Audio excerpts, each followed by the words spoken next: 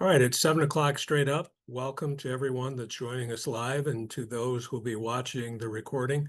Thank you for taking the time to review what we talked about this evening. We have a tight agenda. We are 1/3 of the way through the season, and congratulations on that. We should be hitting our peak here within the next week or so and continuing to improve as we work through the fall. We do not have the benefit of technical assistance tonight. Gregor, of course, has taken a leave, and Cody is unavailable tonight. So you're going to have to deal with me, and I will do the best I can to not only present, but also handle the technical side of things. Without further ado, I think we'll get right into our video. First of all, it's fourth down. Fourth down and about 9. I'd also like to point out that we've started this series on something other than a yard line. And perhaps this was a fourth down play where they took over. But normally we want to start every series on a yard line if at all possible, exceptions being listed in the mechanics manual. So here we're fourth and about 9. So Team A is going for it. As you can see, they are behind at this particular point, and we'll let it play from here. The next thing I want to point out is look at this formation. This right tackle appears to be a slot back, a wing back, as opposed to being on the line of scrimmage. Now we are at clip 85, so we're well into the game. And undoubtedly, this lineman is getting a little bit tired. He's probably getting some pressure from his coach about protecting the quarterback. Obviously, this is a passing down. He's concerned about an outside speed rush, and he's trying to get an advantage here. And unfortunately, we allow that. So part of your pre-snap responsibility, line of scrimmage people, is to make sure that our formations are legal. We're helping the receivers get up on the line if necessary. That isn't a problem here with the two receivers that are clearly up on the line, but we can't forget about the interior linemen. All right, so now we're going to let this run. There's your outside of the tackle box or the free blocking zone. That's going to become important as we move forward. Quarterback is under distress. He throws the ball. Now, I'm going to take the notations off of here. That will help this run more smoothly. He is outside of the free blocking zone, which means he has the opportunity to legally ground the ball if and only if he gets the ball to the line of scrimmage. All right, now we're going to let it go forward from here. Now that's intercepted and right at the 45-yard line. Okay, so ball goes over on downs, right? Belongs to Team B at the 45-yard line. Is that the only option that we should be considering here? Hopefully you're thinking to yourself, no, that isn't the only option, because this is also intentional grounding. While it's intercepted, that does not negate the fact that the quarterback has grounded the ball illegally. So what we need to do is the line of scrimmage person is not going to know whether the quarterback is outside of the free blocking zone or not, but he's certainly going to know that the ball doesn't even come close to the line of scrimmage. At this particular point, our short wing needs to come back to the referee and say, look, that pass did not get back to the line of scrimmage. There is no eligible receiver in the area. As you can see, all of these are ineligible people by number and position. And then the referee should consider dropping his flag at the spot of the illegal pass, which is about the 40-yard line. Now, that is advantageous because, as you know, by federation rules, grounding is a 5-yard foul from the spot of the pass or foul, and loss of down. So Team B will gain 10 yards if we complete the play by officiating it all the way beginning to end and not just stopping and knowing, oh, it's fourth down.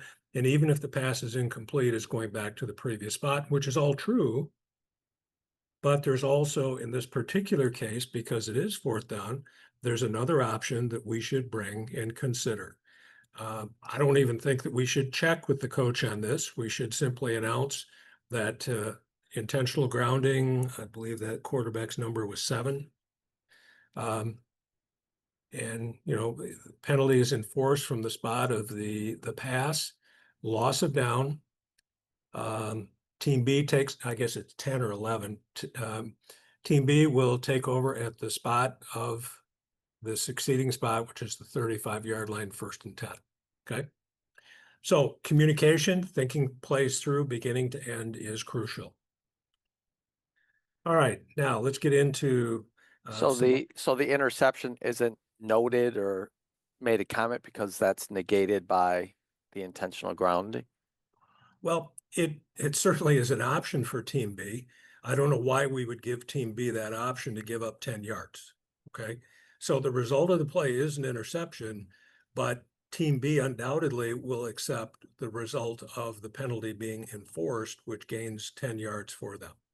Okay, Good question. thank you.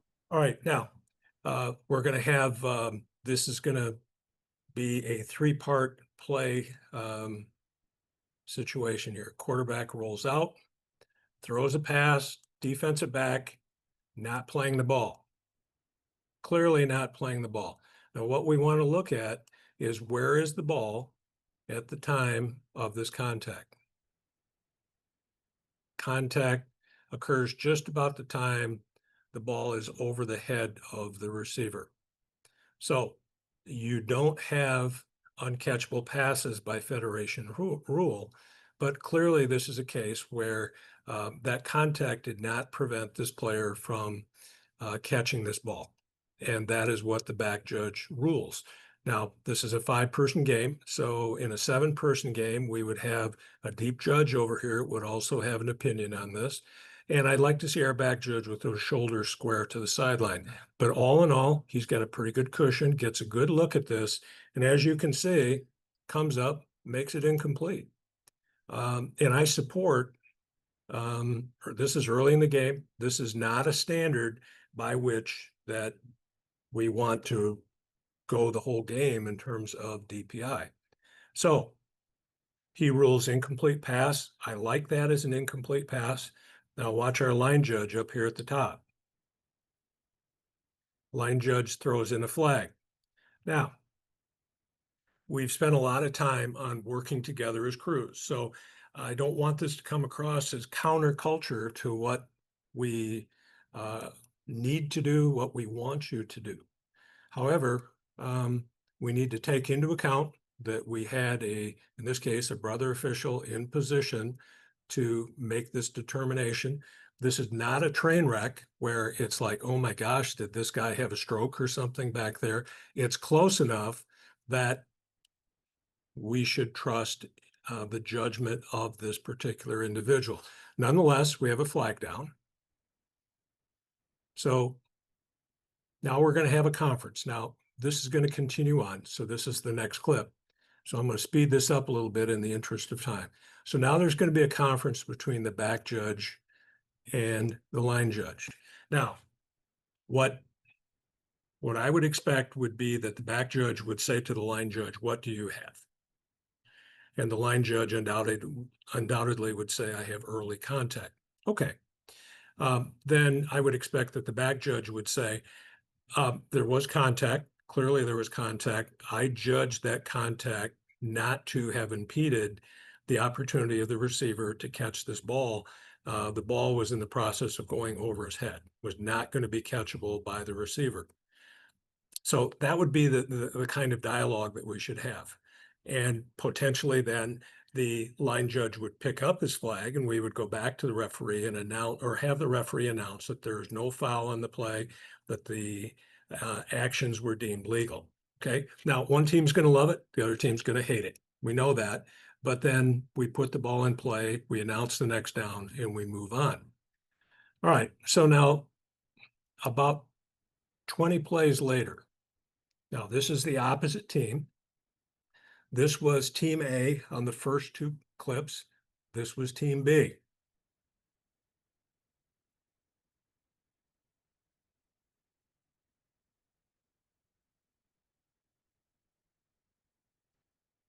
Houston, do we have a problem? The answer to that should be yes. When we talk about setting a standard for fouls, the first one in a category sets the standard. We established the standard back on clip 34. Now we got to play 22 clips later that's very, very similar, and we have a different outcome.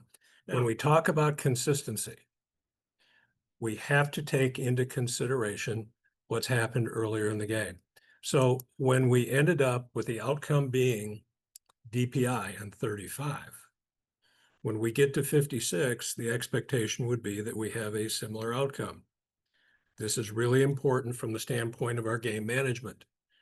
So opportunities to learn here. Now, I hesitated showing the first clip.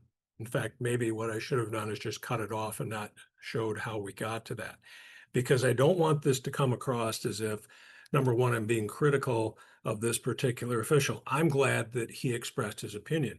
I just wish that we had ended up with the other outcome where the back judge would have explained his call and we would have stuck with it, because I believe it's the right call, and it certainly would have boded much better on clip 56. But once we arrive at that first decision, we have to be mindful of that as we move forward, which means we're going to be probably more technical on DPI later in the game. Okay, so that's the teaching and learning point there. All right, now this is going to be a long run that's going to come from Team A, and we do a really pretty good job here. Good blocking. Our back judge does a nice job with his cushion, but he slows down. He slows down, and he becomes concerned about where this out of bounds spot is going to be. All right. What I want you to do, whether this is 5 or 7, I want you to continue on to the goal line. We will pick up this spot. We're going to put it on a yard line. Now, if you have an opinion, we can express it. You know, it looks like we go out of bounds just about at the 10, maybe just inside the 10.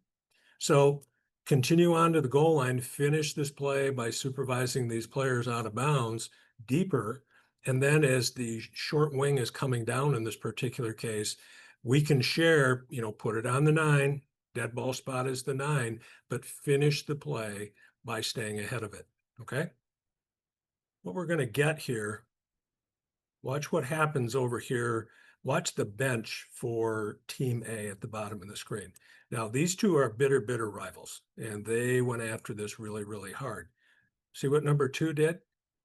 He comes out, gets involved in this little activity with the defensive player and his opponent, okay, his teammate. Now, fortunately, nothing came of this. We didn't end up with a fight or anything like that. But you can see number 2 pushes number 25 off of there. Now, I'm sure what happened here is that our short wing came down and is officiating this play and doesn't recognize that number 2 is actually a player off of the bench. Now, he's sticking up for his guy. I understand that part of it, but this would be equal to a player coming off the bench in hockey to stand up for his teammate. Okay, it's not permissible. So this should really be a UNS on the part of number 2. All right. Now I turned this in to the conference for review. The West Michigan, and this was a okay conference game, and just wanted to make them aware of that. So hopefully we can communicate to Wayland that players have to stay off the field that are not involved in the play. But something to be aware of. Now, let's talk about this from a 5-person perspective. I can understand why H is involved here in terms of forward progress. I would hope that with a field judge or a side judge over here, that we would be more likely to go, hey, wait a minute, where'd number 2 come from? And that we would be able to better observe this and potentially foul it. Okay, good play to learn from. What we're going to get here is action at the bottom of the screen. Now I realize 5 people here, but we're talking 7. So this is clip 90. So this is second half. This should be field judge down here. This is your bogey. All right. Now you have awareness of other players on the field, but here's your initial primary. And as you can see by the DB, there's clearly affecting speed and balance of the wide receiver number 25. This is a foul for defensive holding. Now, if you come to this late, it might appear that number 25 committed OPI. That's just the result of him getting off or trying to get off of this hold. So this is definitely not OPI. We don't want to dial it up. We don't want to make it an offsetting foul. This is a singleton foul that we should get on the defense. Okay. So don't bail out this defensive player by charging number 25 with OPI, because technically that separation occurred while the ball was still in the air. But that certainly is not the intention of that rule and would be a disservice to all concerned if we adjudicated it that way. All right, questions from that group? Hey, Rich, I had one real quick on the previous play. With two, Okay. number two coming out of the field there, especially in five man there too. A lot of action for line of scrimmage guy.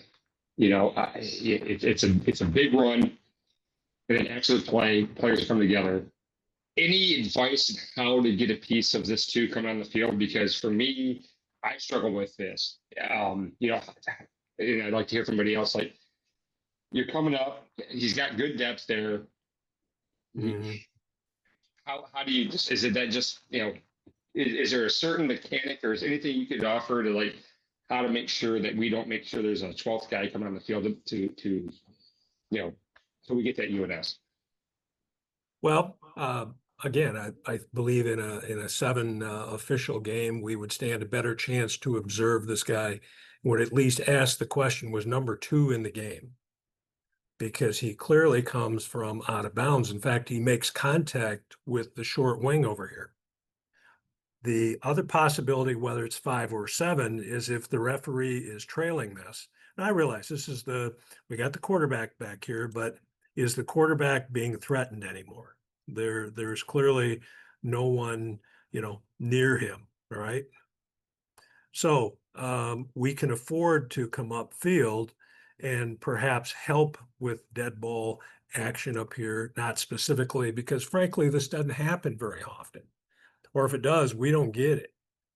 And by the way, I wouldn't dial that up as targeting. I think that's just a football play. I don't see taking aim. I see two players together and, pretty much there is some helmet contact, but it's coincidental to the play. But perhaps if we had the referee coming up, there would be a greater sense or potential to observe this player coming off the bench. It's not an easy one. And, quite frankly, mechanically, see, number two kind of politely, but sort of moves the line of scrimmage guy forward so that he can step around him to come out here to square this up and get 25 off of his teammate.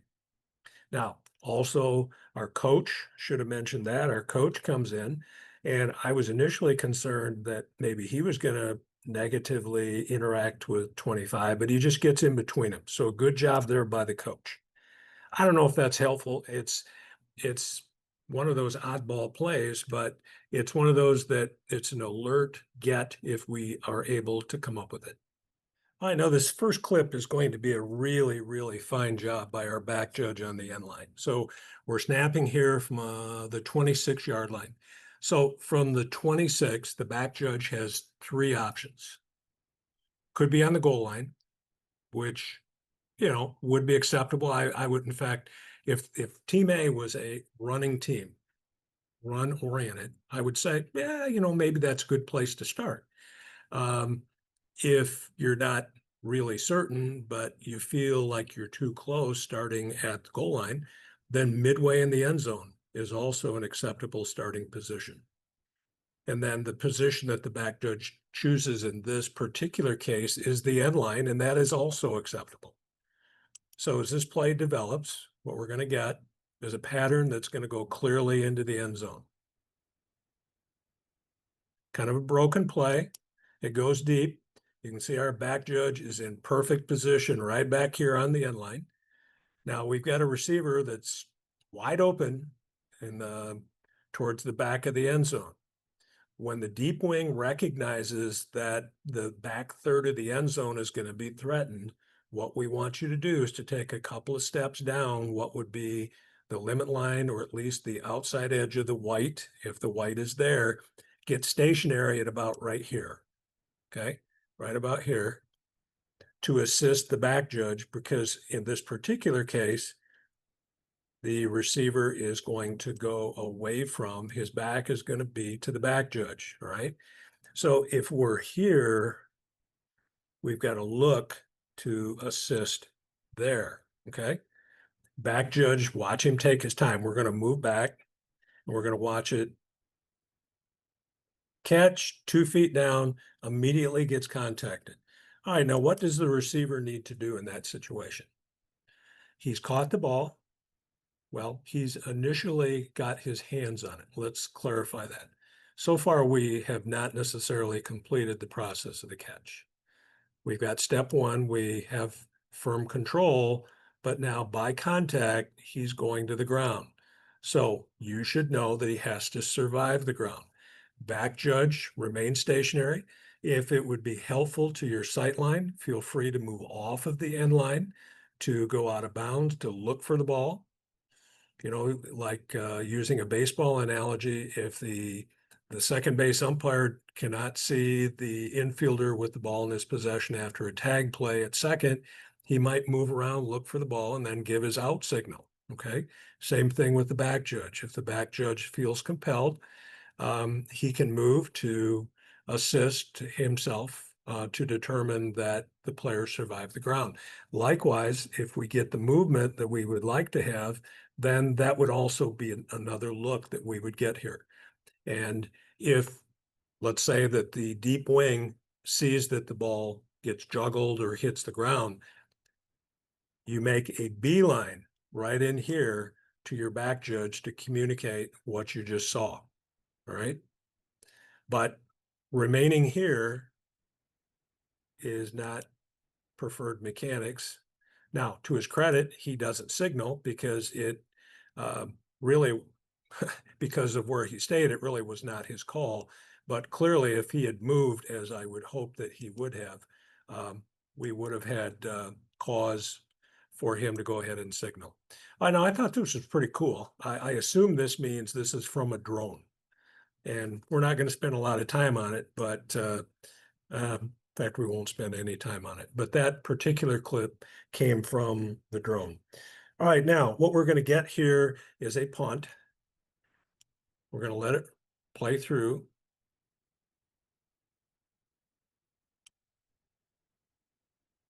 All right, now, fair catch signal. We get a fair catch signal by our kick returner. So he's entitled, without contact, without interference, to catch the ball, and for that matter, to have a straight line to the ball. For us to rule fair catch interference, he must be in position to catch the kick. This is incredibly close. He doesn't really get in position to catch this kick until the very, very last moment right there. All right. So if we look at this, could we foul this action by this team A player? Sure.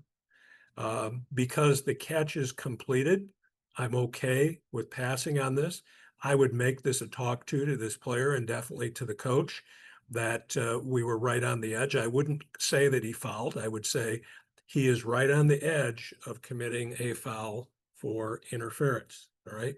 So hopefully we get some help there in terms of future punts. Now, if the kick returner muffs this ball, do we want a flag down? Absolutely, because this player has infringed and has violated the spirit and intent of this particular rule. So in this particular case, passing is fine because, and this is really, really important, because the kick returner does not get to his spot until just before the team A player arrives, right? That's That's the reason why passing on this is acceptable when we complete the fair catch. Hopefully that's clear.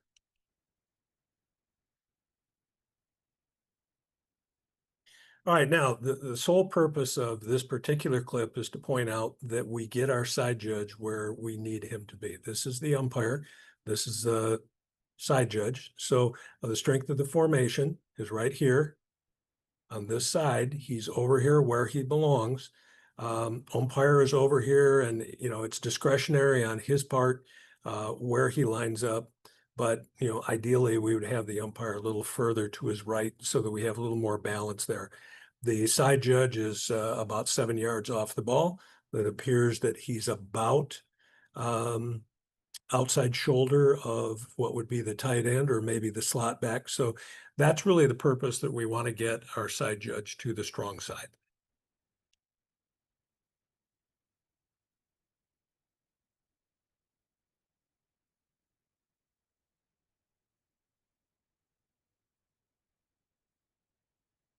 All right, purpose for this should be pretty obvious after seeing that blindside block. All right, we can't all be watching the ball. Here it comes right here. I got something for you, and here it is. Congratulations to you. Someone has got to see this guy coming. We used to call this the prick with the brick concept. He's not coming to wish a happy day to this particular player, and we get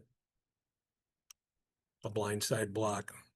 We want this to be a 15-yard foul. This is not an IBB. An IBB where you would be where we have two hands out and the contact is from the back above the waist. Here, there's no attempt by this player to use his hands. He just comes in, takes a cheap shot at this guy. We've got to get this from the inside. And right here, our umpire is right. Johnny on the spot is doing his job, not overly officiating the spot of where the runner is, and he gets this foul. Well done by the back judge. If this was on the other side of the field, I would expect a similar outcome from the back judge, perhaps even the umpire, depending on what other traffic he would have in the area. But a good job on this kickoff return. All right, what we have here, we're going to have a change of possession. All right, now, I realize this is a new concept. We're still working on this. We're getting better at it, but we still have some work to do. As soon as we recognize, line of scrimmage people, that we have a change of possession, we have a clear, this is a punt return. In effect, what this is a punt return. And what we need is to get both of our short wings moving as if they are now the deep wings. And then we're expecting this sort of action coming from our deep wings to come up again to officiate this play like a punt. All right. And as you can see, we pretty much hold back and we're looking to take a forward progress spot. Now, was that awful? No, the return ended pretty quickly. But what happens if this player breaks this? It appears that he's going to be tackled. What do we say? We do not want to anticipate that a player is going to be tackled or go out of bounds. If he breaks out of this and comes wide, we got a problem. We're not going to be ahead of this play. All right. So good play to learn from. Punt with goal line implications. Right. We are snapping here from the -48.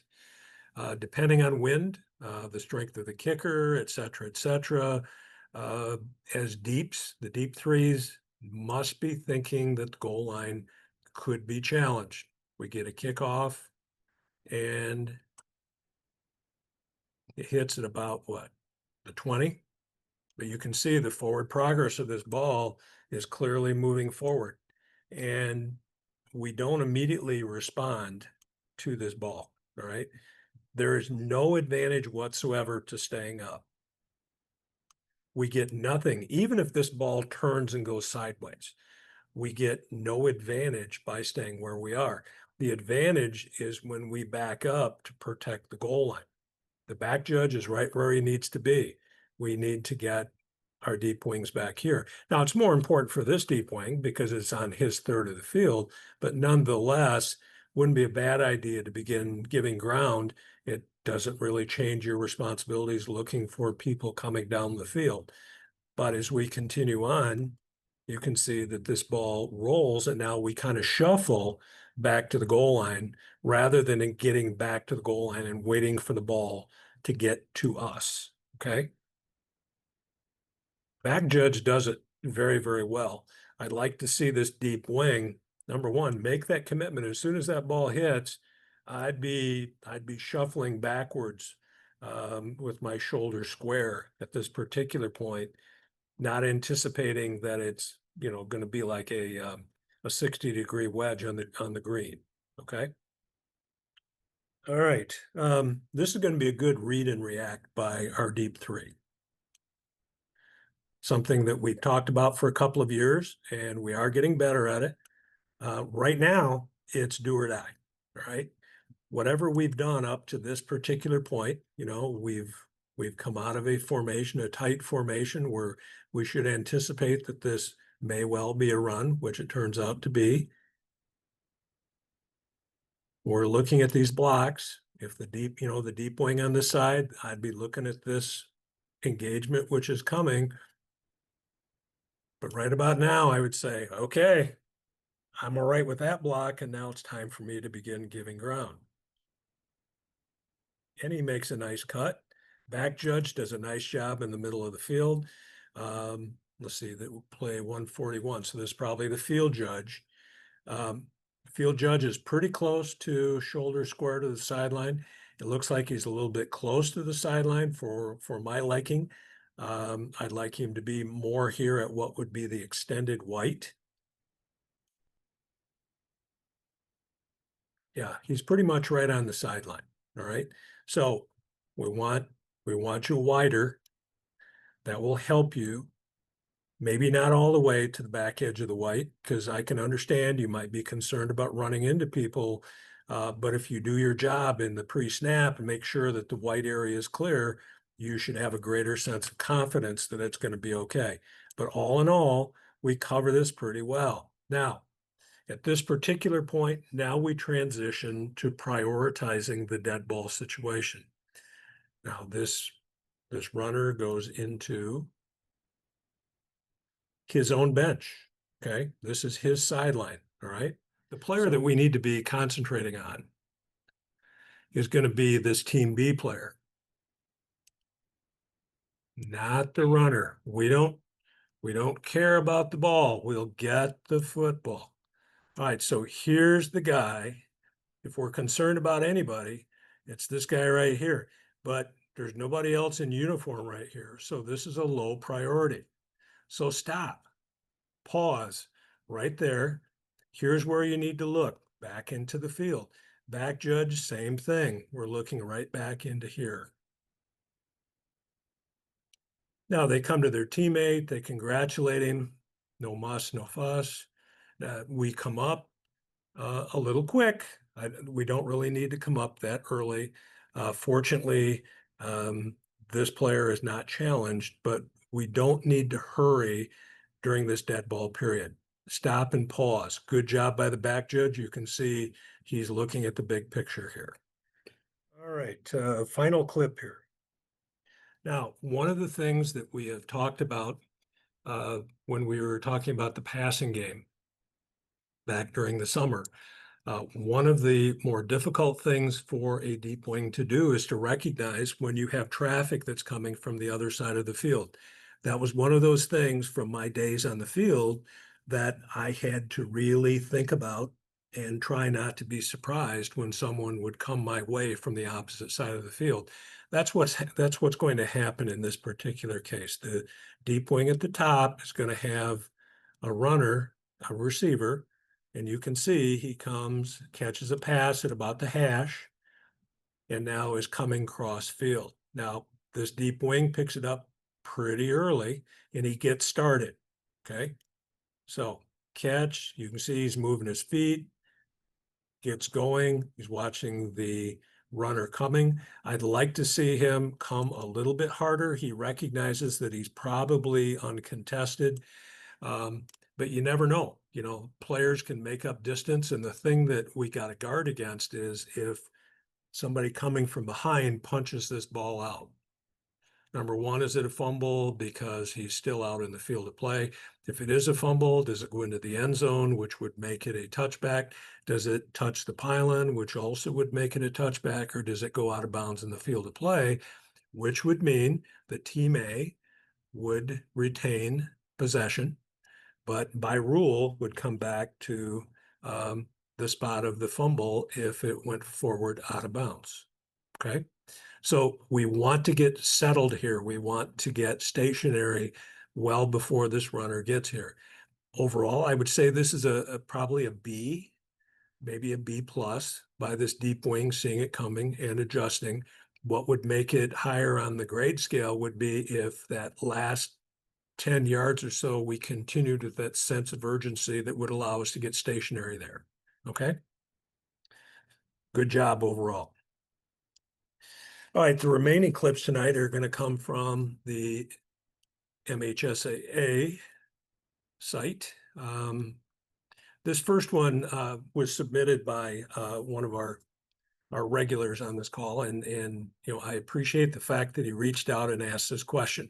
What's going to happen here? I need to explain it to you because it's not going to be clear based on this particular clip. What we're going to get is a receiver that's going to be pressed out here by the DB. What's going to happen, this receiver is going to step out of bounds. Now, the question on the part of one of our regulars was, does the amount of contact really matter? To what extent do we give grace to the receiver for going out of bounds? And we need to understand the purpose of the rule. The rule was put in place so that receivers would not take advantage and run around contact by a Team B player and gain an advantage by going out of bounds. So in your judgment, as long as the receiver is not gaming the situation, then we're going to give him the benefit of the doubt that the contact, however slight, contributed to his going out of bounds. We used to use the word force. That changed a few years ago, Michigan State, Nebraska. Some of you might remember that play, where there was question in terms very similar to this, was the context sufficient that the receiver was forced out of bounds? So the vernacular changed, and we refer now to contact by the Team B player that contributes to the Team A player stepping out of bounds. So the process is the same. You drop a hat, recognizing that you do have the Team A receiver out of bounds. And if he is the first to touch, as he is here, then we need to come back and explain to the quarterback, to the referee, that we did have a player out of bounds. However, it was due to defensive contact, right? So that the catch is good. Now, you'll notice here, and to the credit of this particular deep wing, he pointed out that he lost his cushion, okay? And yes, we could have been deeper. We should have been deeper here. He gets his, I think he throws a flag in this particular case, all right? Or maybe it's his hat. That's the definition that we don't get. We'll say it's his hat, just to be sure. All right, so we officiate the play. The question was, is this a foul? Now, again, good crew communication. They got together, they talked about it, and came to the conclusion that this was not a foul, that it was a good catch, and that was the correct judgment in this particular situation. But a good one to understand, as long as A, there's contact, and B, Team A does not obviously take advantage of that, then we're going to excuse him being out of bounds if he immediately returns, and we're not going to flag him or foul him if he's the first to touch. All right, moving forward. Doesn't happen often, but when it does, it's good to know what we're going to do. All right, now this is a play from last week, and you can see that the quarterback is going to be pressured, He's going to have to make a decision in terms of what he's going to do with this ball. This defensive end comes out, and now he pushes that ball out here. We get a very alert judgment by our short wing. This is probably first half, so I would assume this is our line judge, okay? And now in this particular case, no muss, no fuss, because the receiver caught the ball and went to the turf, and we did not have a loss of possession. The quarterback, I wouldn't say he got roughed here, but the fact that he's pushed by number 2 makes it suspect, because if this is a legitimate football play, he's going to wrap this guy up and tackle him. But he doesn't do that here. I wouldn't call that a severe push. I wouldn't foul this. I think the quarterback probably could have stayed on his feet if he'd worked a little bit harder at it. But probably a situation where we could talk with number 2 about making sure of his timing. All right. But important distinction here with our short wing prepared to make this judgment. Good job. Pre-snap. Look where we're starting here as the deep wing at the top of the screen. Our snap is from the 40. We're starting at the 20. Now, I will grant you that that's only 20 yards to the goal line. I, again, don't see an advantage of starting only at 20 yards unless you have to start at the goal line and it's less than 20. Here, I'd like to see at least 22, maybe even closer to 24, 25. That gives you just an additional second or two to read. And that certainly would have paid off for us in this given situation. He's probably there because this is a run-oriented team. Well, even in run-oriented situations, we still have breakouts like we have here. Now he gets started, you can see, works really hard, but we just get back to the goal line. So let's, in fact, just for the sake of discussion, if we had started 4 or 5 yards deeper, look where he would be at the same pace. He would, that's the distance that he would have had if we stop him at the 5 right now, because if he'd started 4 to 5 yards ahead, that's how far ahead he would be of this runner. All right. So instead of being just in time, let's be early. You know, let's get to the goal line early if we possibly can, as opposed to getting there just in time. Because too often when we try to time it to be there just in time, we don't make it. And then secondly, we're also having to make decisions and judgments on the move as opposed to being stationary with our eyes still. All right, now this is going to be an isolation situation. Let that run the first time. Look at our formation, okay? The receivers come out. So what is the back? What's going to attract the back judge's attention?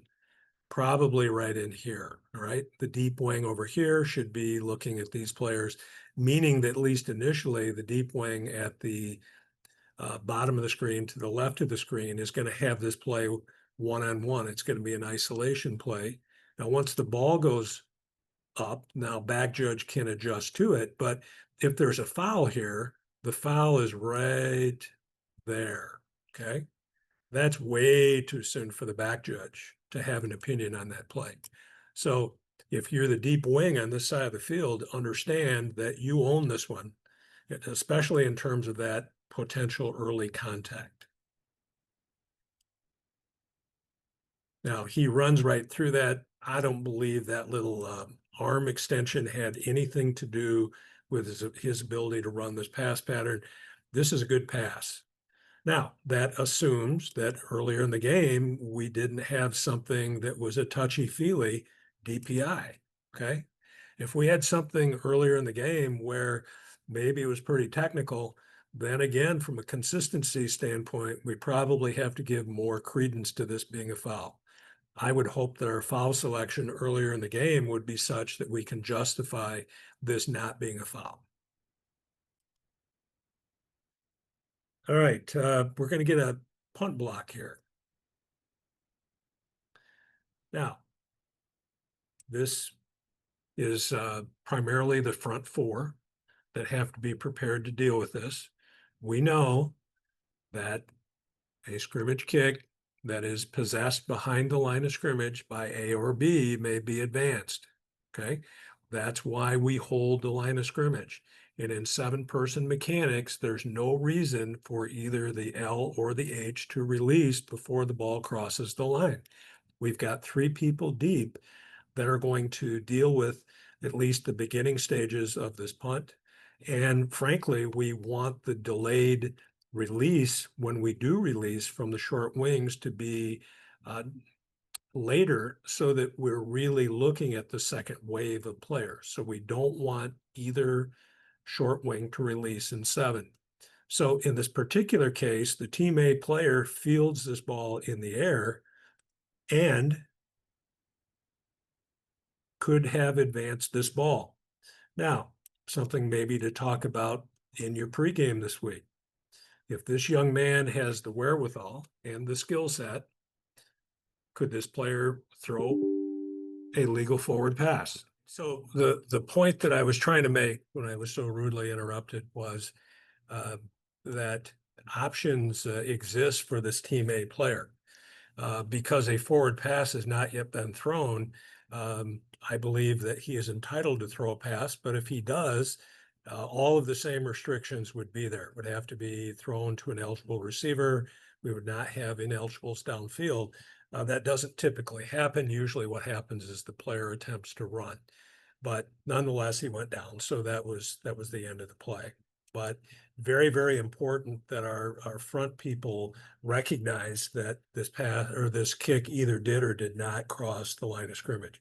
All right, now we have changed our mechanic for this year regarding kickoffs. And this is a great example of why we changed the mechanic. So I'm gonna let it run, then we're gonna go back and review what we did in this given situation. All right. So you can see that our 2 deeps have remained stationary at the 50-yard line. You can see that our umpire has progressed, maybe a little further than typical, but the timing of this kick took him deeper than usual because the ball got muffed back here by the goal line. So I'm fine with the umpire moving up to look at these blocks ahead. We have the same responsibility from the deeps that we would have otherwise with the outside people. The back judge, you just saw him a moment ago inside the hash mark. So we're right where we need to be. We're officiating this play with these deeps right where we want them to be. And probably because of the timing of the kick, we break loose and now the race is on. Now look where our deeps are. This is the deep at the top of the screen. This is our back judge. We can't see the deep wing to the left of the screen, but because they held their positions at the 50, we got where we needed to get on this kickoff. That's why it's important for us to respect the mechanic, particularly the change that we've made. And you can see that it will clearly help us cover our kicks that go deep. So good job. And hopefully this will be reinforcement for everyone else of how we want this done. All right, 80, 98. All right, now we're going to go back. I don't know exactly what happened prior to this, but you'll notice that we do not have a kicker and holder in the game. This is our side judge. We don't see our field judge. I'm presuming he's over here near his back pylon. You can see the back judge is going to communicate with the side judge to say, this is not a kicking down. And now we get our side judge that heads over towards his respective area, gets pretty close to the pylon, doesn't get all the way back there. Fortunately, the play did not challenge the back pylon. It just, without intending to embarrass anyone, we don't do that under any circumstances. It's just a reminder, do not presume a 1-point attempt. Presume that it's going to be a 2-point attempt so that we're coming from, let's go back to this at the snap. if we presume that this is going to be a 2-point attempt and they come out with a kicker and a holder, this is an easy move for the side judge to come in to be the double umpire. It's an easy move for the field judge to come over and take his upright. Okay? Don't presume. When we assume or presume, we're asking for trouble. All right. What we're going to get here is a change of possession. And we're going to miss a blindside block that I believe that if we had performed our mechanics correctly, we probably get. All right. So we get an intercepted pass. What do we need to do? We need our short wings to start moving downfield. Maybe that's a bit too far, maybe more like here. But now look at this action right back here into the middle. Okay, that's a blindside block right here, number 4. Whoop, sorry, got the wrong one. This guy right here.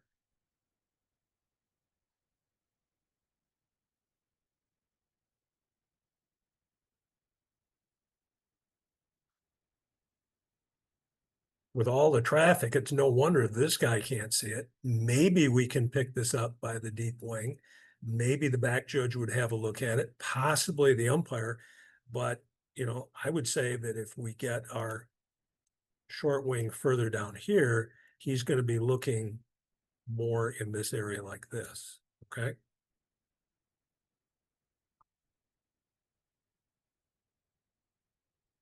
All right. This is an anticipated short kick.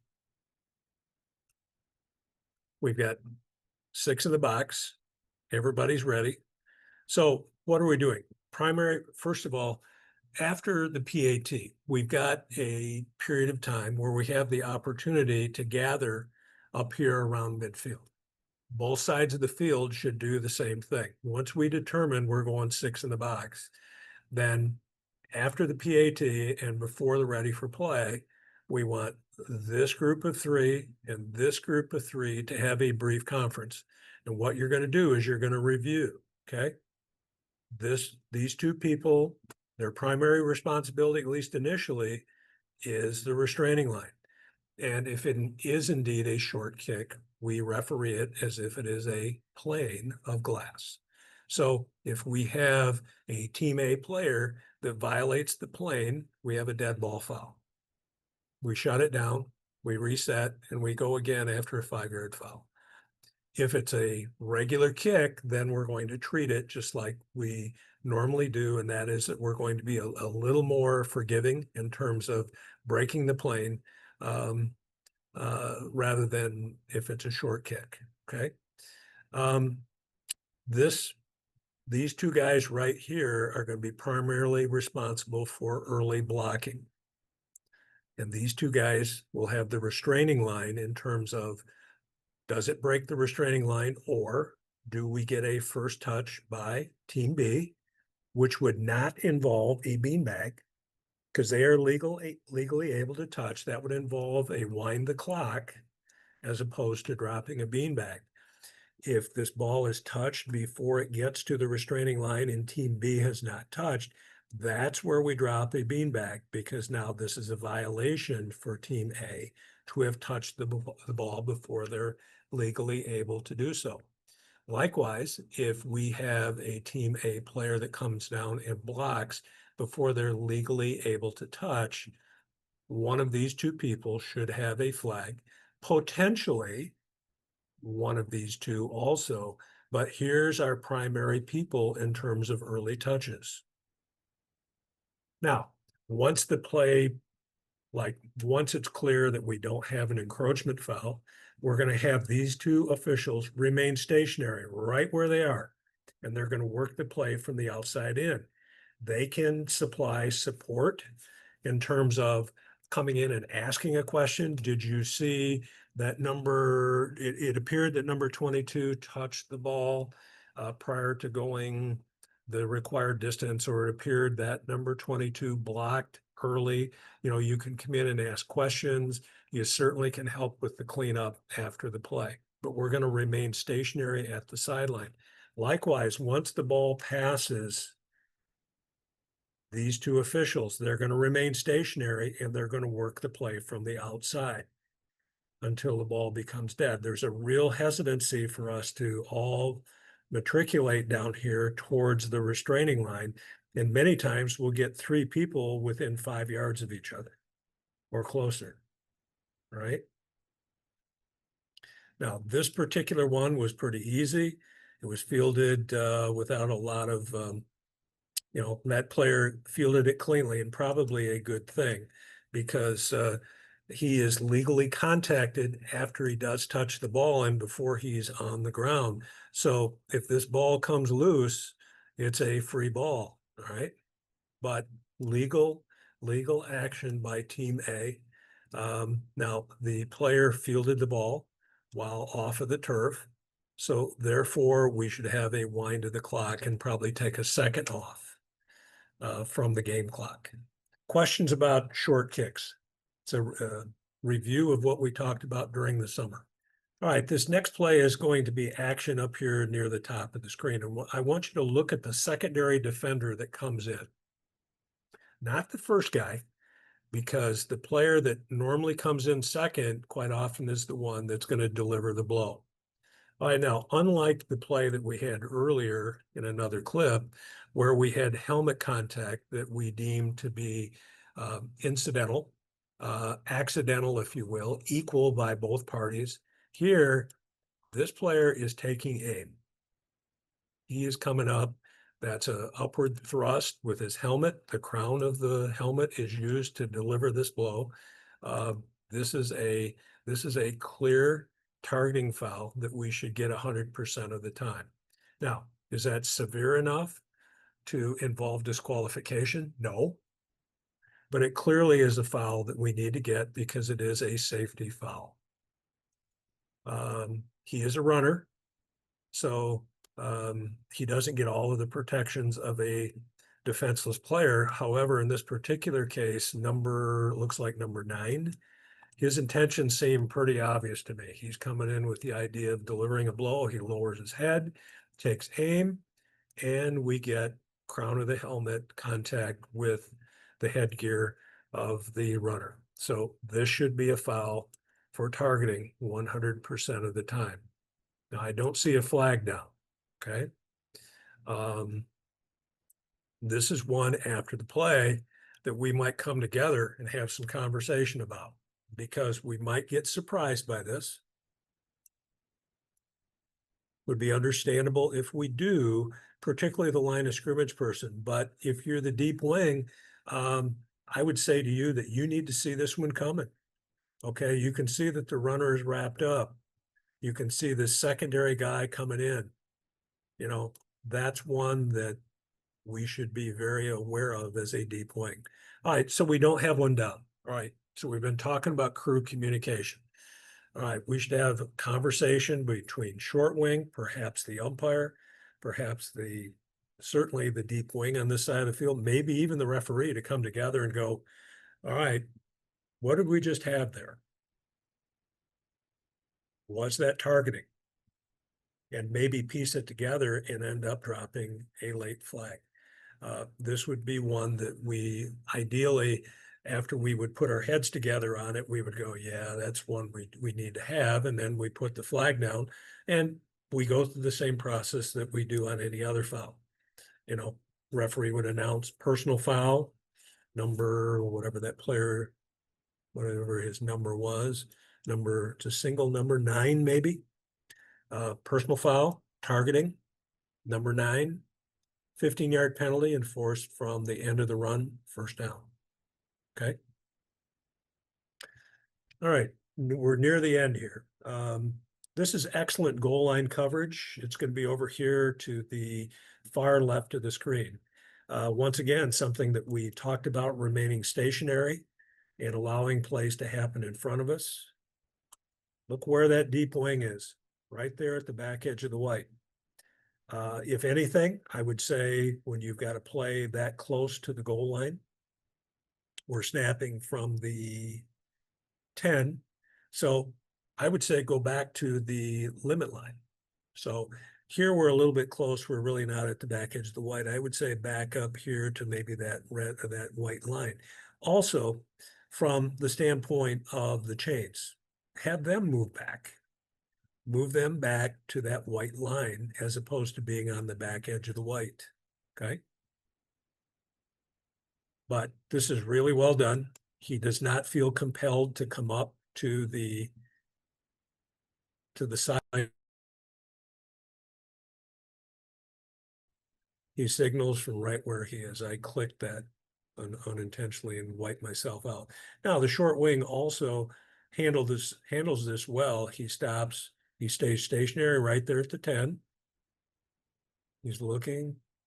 Well, he's moving a little bit. I would say what I would prefer you to do, short wings, is just remain stationary right there. You don't get anything by coming down a couple extra yards. The benefit is having your eyes situated so that they're not bouncing. All right, notice our back judge here. Now he's giving his count to the quarterback that were inside of 10. Do it from right here. It's the quarterback's responsibility to look for you, not for you to look for him. You perform the mechanic the way we've prescribed it to you. You can see that we've got trips over here to would be the right side of the offensive formation to the back judge's left. We need the back judge prepared to deal with this. Let the quarterback find him, okay?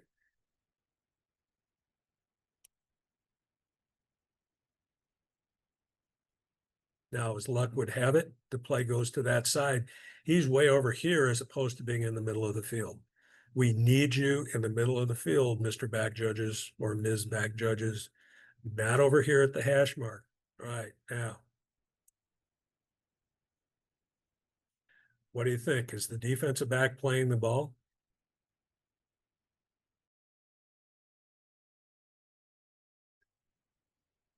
Now, unless we've got that as being an uncatchable ball, then we should have a foul down for that. And I know you don't have uncatchable balls in Federation. We're going to move ahead to this next play, but it still has to be an advantage that the defense takes away from the offense. All right, clip 100. Is this a legal scrimmage kick formation?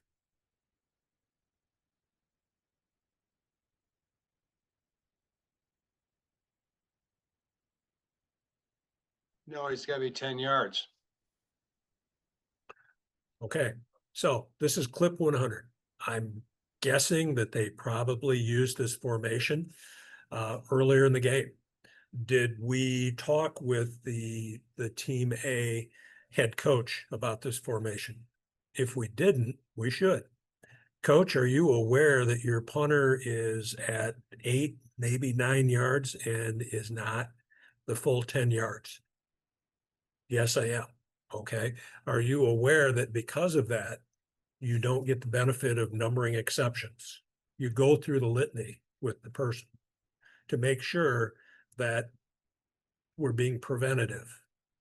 If he says, yeah, I don't care about any of that, okay, we're good. But then we share that around the horn. So if something breaks down later on, that, we don't have a problem because we assumed that it was from scrimmage kick formation.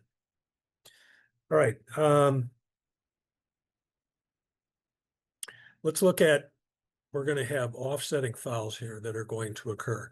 All right. The first foul that we're going to get is going to be a block in the back. Now, the reason why this is a block in the back right in front of the kick returner, so far this is equal. This is a side block, but as you're going to see, the Team A player defeats the block and now is clearly ahead of number 2 or number 12. Can't tell which. All right, so that's no longer a side block situation. So now everything that this block, to make this block legal, everything has to be from the side. And what we're going to get is a two-hander right in the middle of the back. So that's a foul for an IBB. Now, back judge is too close to this. Back judge should be another 7 to 8 yards deep, okay? We're too close to this from a back judge perspective. We start out okay, but then the kick takes the kick returner deep and we don't adjust. We have got to adjust backwards. We're not terrible over here. We're a little bit short. We're about 5 yards away from what would be the corresponding yard line. And I can't see what the deep wing is doing over here, but clearly back judge is too close. All right, so there's foul. Back judge gets that. That's good. But now look what happens here at the end of the play. We've got a horse collar tackle by team A. All right, so what do you have? You got a foul by team A. Excuse me, the first foul is by team B, block in the back. And then that is followed up. And by the way, back judge has got to finish the play. Now, I appreciate the fact that he's back here with the kick returner and making sure that he's free of foul. All right. So that was a good job by the back judge. But now, after the play is over, all right, now we need to have some communication because we got 2 flags down. They're not the same flag. So another crew question for this week. Is it automatic that this is going to be a replay of 4th down? Are there other options that are afforded other than replaying this down? That's your question to have answered within your crews this week. Okay. All right, let's go with one more and we'll call it a night. All right, let's start where we need to on every play. Line of scrimmage people, you should be looking at this and going, that's not right. We've got the flying V over here on the part of the right side of the formation. There's no way in God's green earth that that tackle is on the line of scrimmage. Now, this is play 124. We should have identified this earlier in the game if it has been a problem. Now, true, linemen get tired and they begin trying to cheat, if you will, to make sure they can perform their duties. When we see the tacklers are beginning to creep back, we need to get involved. We need to talk to the player. We need to talk to the quarterback. We need to talk to the coach so that we get this corrected. This should not be allowed to occur without a flag. We want to prevent this if we possibly can.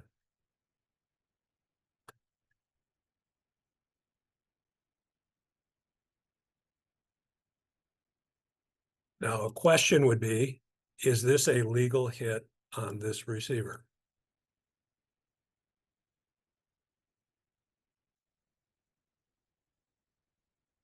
It's a high hit, but is it a legal hit? Where is the force of contact that occurs here? It appears to me that this is shoulder to shoulder. It appears to me that the receiver is still up. And frankly, if this ball comes loose as a result of this contact, I would make this incomplete. That's how close it is. And again, looking at this in full speed, you can see that this receiver needs to survive the ground if we're going to make that complete. Now, once again, our back judge is too close to this. He should be continuing to move as this play is developing in the event that the receiver keeps his feet. The other thing is, don't get involved in forward progress. That's a really, really bad habit for back judges to get into. Now, you're going to have an opinion on where forward progress should be, just like the deeps are. And in this particular case, forward progress probably belongs at, I would say, probably the 21-yard line. Okay. So keep your depth as the umpire is coming down. You're simply going to say to John or Fred or Susie, forward progress is the 21. The deep wings should be doing the same thing for the short wings as they come downfield. But back judges stay out of forward progress. Okay. If team A is going quick, you may find yourself out of position because they're going to want to go as quickly as possible. And by the way, referees don't allow the ready for play signal until we're in a position to officiate. But point being made, we want to stay out of progress. All right, for those of you that hung around while we were dealing with our technical difficulties, thank you very much. Hopefully you were rewarded by waiting with these additional plays. We are beginning the middle third of our season. So let's make sure that we continue to seek ways to improve, and those improvements maybe are going to be viewed as being small, but they are significant. We should be hitting our stride right now. So stick with the communication, stick together, stand up for each other, and enjoy what you're doing. You know, it's really an honor and a pleasure that we have to be able to do this. And what we contribute to the game of football is significant. And certainly what we get out of it should be equally important to us. So thank you for your time this evening. Apologize for going over. We will attempt to clean this up with the recordings so that we can take that dead time out of there and get this closer to an hour. So we'll see you next week. Have great games this week. Take care. Good night.